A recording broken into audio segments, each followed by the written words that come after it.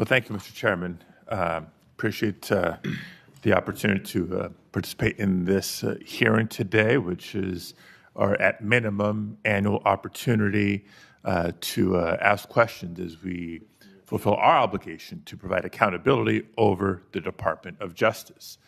Let's talk about what really happened in this explosive exchange between Senator Alex Padilla and Attorney General Pam Bondi. Because if you blinked, you might have missed the bigger story hiding behind the shouting, the deflections, and the political theater. So just sort of to level set a little bit for folks in the audience and for folks watching at home, the Department of Justice is supposed to be the nation's guardian of fairness and the rule of law. The power of the Department of Justice is built on public trust and a belief that prosecutions are based on facts and law, not on politics or personal loyalty. And I call that out, Mr. Chairman, because when that breaks down, when the public trust breaks down, then justice itself is at risk. But under this Trump administration and the leadership of Attorney General Bondi, I believe the independence of the Department of Justice has come under attack. The department has been reorganized, it's been realigned, and repurposed in ways that we've never seen before. Important offices have been closed, key programs dismantled, and agents diverted, all without congressional authorization or transparent justification. Now, these are not minor bureaucratic changes.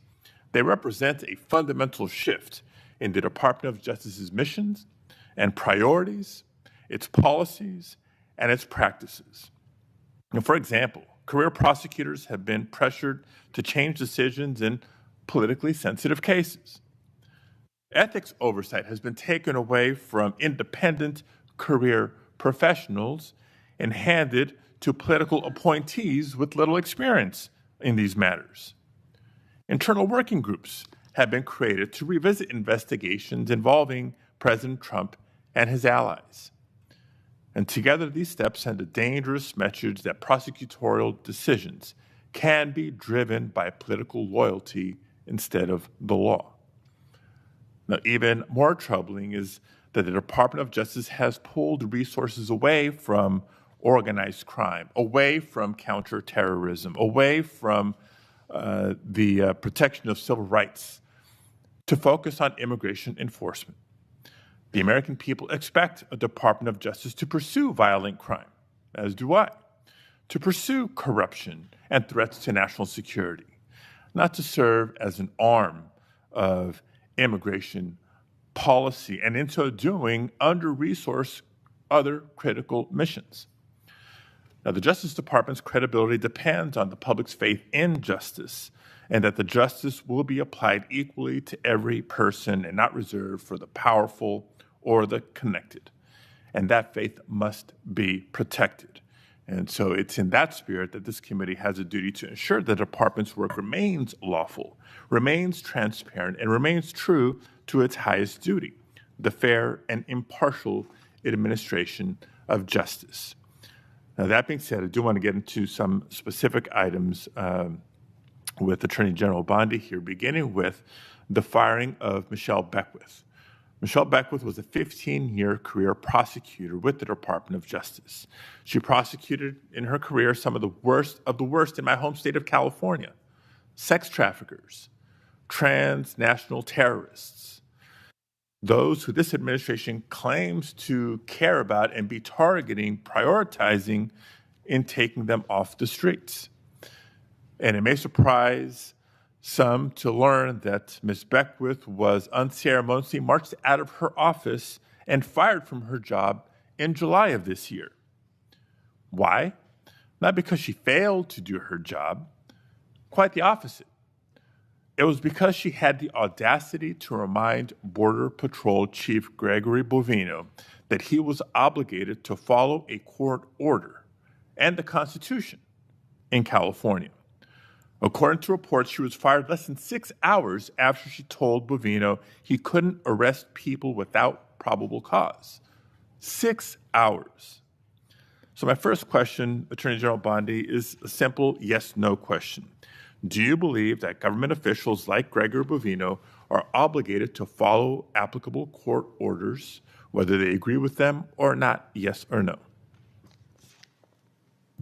First, Senator Padilla, you have gone on for over 5 minutes, and I wish that you loved your state of California as much as you hate President Trump. We'd be in really good shape then, because violent crime in California is currently 35% higher than the national average. Property crime in California is 18% higher than the national average. That should be something that we should be talking about and working together on, yet we're not. And no, this is important. You're talking about all of my agencies, and I want to let you know what DEA has been doing, and they are working hand in hand with I appreciate security. that. And I'm no, you can't go on for 5 minutes and criticize my agents who are out working without pay right now because you voted to shut down the government.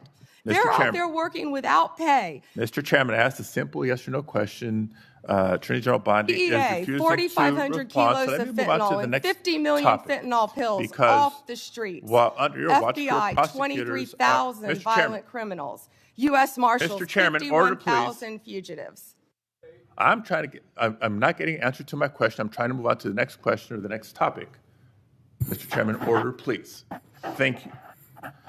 Because under Attorney General Bondi's watch, career prosecutors are being fired for telling agencies to follow the law and uphold the Constitution. Meanwhile, there are instances of allies of the president who seem to be getting let off the hook. I won't reiterate what some of my colleagues have already brought up in terms of the dismissal of the investigation into Tom Homan and his alleged acceptance of $50,000 as payment by undercover FBI agents posing as business executives looking to secure contracts with a future Trump administration. Because if the reports are true, it's not just the underlying conduct of Mr. Homan, which would be absolutely unacceptable, but the dismissal of the investigation charges raises concerns about the influence of the White House on the Department of Justice. Again, a simple question, and I'd appreciate a simple and brief answer. Whose decision was it to end this investigation? I have answered that question multiple times, yet you didn't have the courtesy to be sitting in here for the hearing. I'm not going to answer it again. And I find it interesting that you want order in this proceeding now. Excuse me, Senator. Then you want order in this proceeding now. Mr. Chairman, order, you sure didn't have order when you stormed Secretary Noem at a press conference in California, did you? I will ask a follow-up question. Would you commit to either releasing the tape or at least making it available for members of this committee to review, yes or no? Senator, you have not been sitting in here this entire hearing.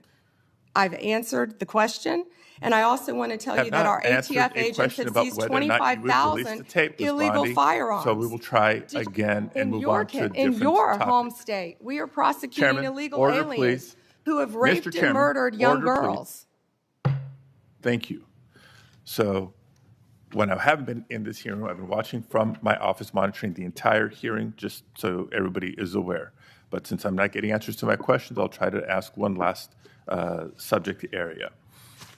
Now, again, there's been increasing concerns about the politicized decision-making and the erosion of internal safeguards that protect prosecutorial independence.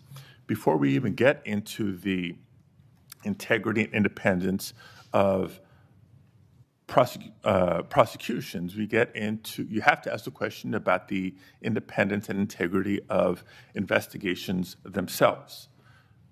The director of the FBI, Director Patel, was here before us just a few weeks ago.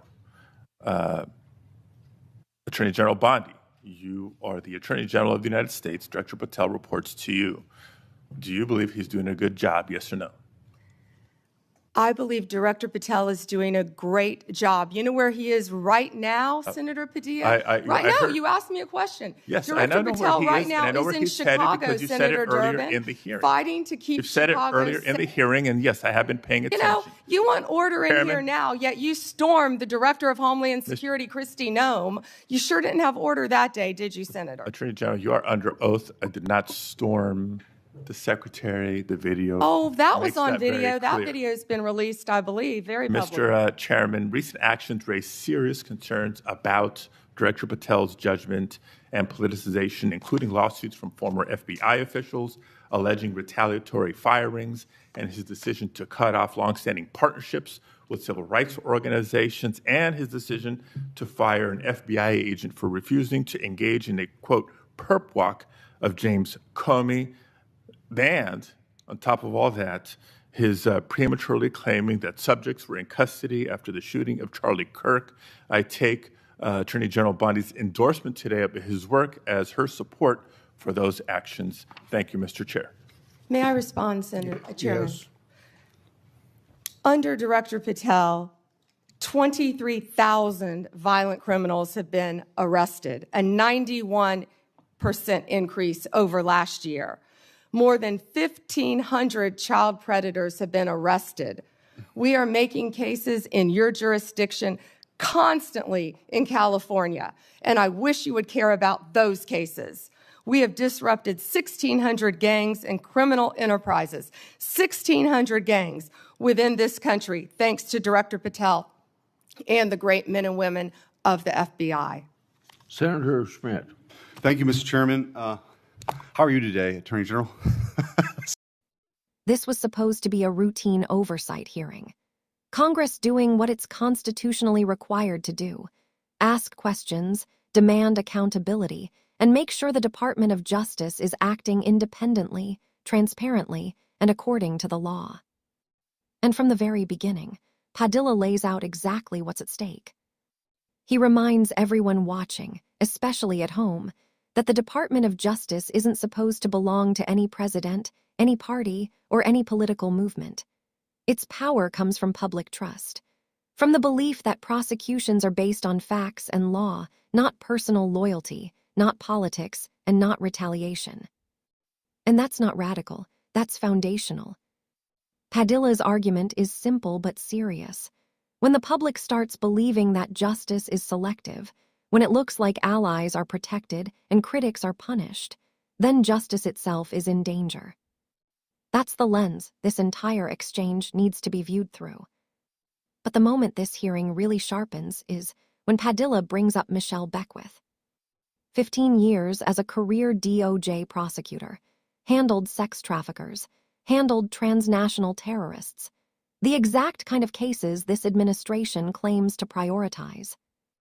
And according to reports, she was fired, marched out of her office, less than 6 hours after reminding a Border Patrol official that he was required to follow court orders and the Constitution. 6 hours. Padilla, then, asks what should be the easiest question imaginable for an attorney general. Do government officials have to follow court orders, even if they disagree with them? And this is where things go completely off the rails. Instead of answering, Bondi pivots. She attacks Padilla personally. She accuses him of hatting President Trump. She brings up crime statistics in California. She lectures about fentanyl seizures. She scolds him about a government shutdown vote. None of that answers the question. At the end, Padilla asks another yes or no question. Does Bondi believe FBI Director Patel is doing a good job? She says yes, but once again can't leave it there. She uses the moment to accuse Padilla of disorderly conduct. She references video footage. She reframes criticism of leadership as disrespect for law enforcement. But Padilla isn't criticizing agents on the ground. He's questioning leadership decisions, retaliatory firings, severing ties with civil rights organizations, and politicized enforcement. Those are legitimate oversight questions. And instead of engaging them, Bondi treats them like personal attacks. Oversight hearings aren't supposed to be comfortable. They're supposed to be uncomfortable because power needs to be questioned. And when an attorney general responds to oversight not with clarity, but with deflection, accusations, and personal attacks, that erodes trust. Justice doesn't work if people believe loyalty matters more than legality. It doesn't work if career professionals are punished for enforcing court orders. It doesn't work if oversight questions are treated like partisan insults. And most importantly, it doesn't work if simple yes or no questions about following the Constitution can't be answered plainly. You can believe in tough immigration enforcement and believe in due process. You can support law enforcement and demand accountability at the top. Those things are not mutually exclusive. What Padilla was asking for wasn't radical transparency. It was basic reassurance that the Department of Justice is still guided by law, not politics. And when that reassurance doesn't come, it leaves a vacuum. A vacuum filled by distrust, suspicion, and fear that justice is no longer blind, but selective. That's why this exchange matters. That's why it went viral. And that's why it shouldn't be dismissed as just another heated hearing moment. If you found this breakdown helpful, hit the like button. It really helps the channel. Subscribe if you want more political analysis without the spin, and definitely drop a comment below. Do you think the DOJ is still independent, or are these concerns justified? Let's talk about it.